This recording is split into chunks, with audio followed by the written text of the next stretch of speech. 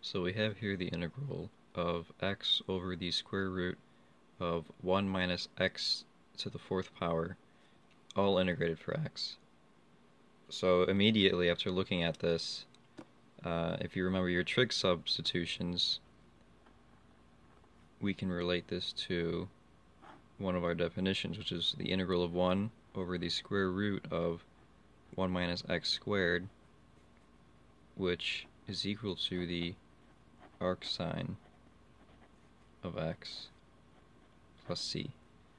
Now we don't really have x squared here, we have x to the fourth, but we could go ahead and turn it into x squared using a simple u substitution. So let me use a different color here. So we can make u equals x squared, and then differentiating that, we have du equals 2x dx. Now, plugging that into our integral here and making the substitution, that will turn this into, now the 2x dx, we can rewrite this as 1/2 du equals x dx. We don't have to write that out, but it just helps visualize it a little bit better. So then after doing the u sub here, this will give us 1/2. Well, let me write the integral first. It'll give us the integral of 1/2. We have x dx here in the numerator, which is what this is right here, if you didn't see that already. 1/2 times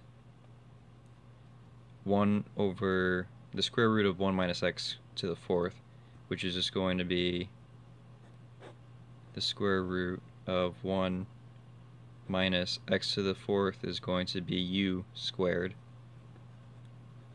because u squared is x to the fourth. The power of 2 becomes a 4 after you square it. So then we could go ahead and rewrite this as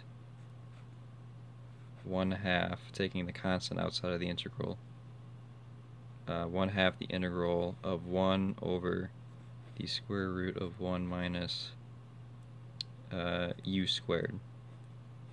So now that we have it integrated for du, forgot to write that up there. So now that we have it written like this, which is our trig identity up here, we can go ahead and integrate, which is going to be 1/2 times the arc sine of, here our u is our x is a u, so we're going to be writing it as the arc sine of u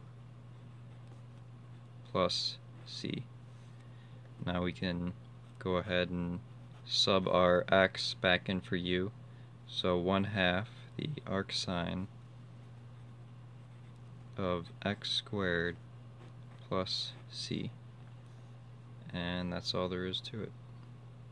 Pretty simple one, but you can see how you can manipulate an integral into something that we already know what the integral of it is, like with our trig substitutions.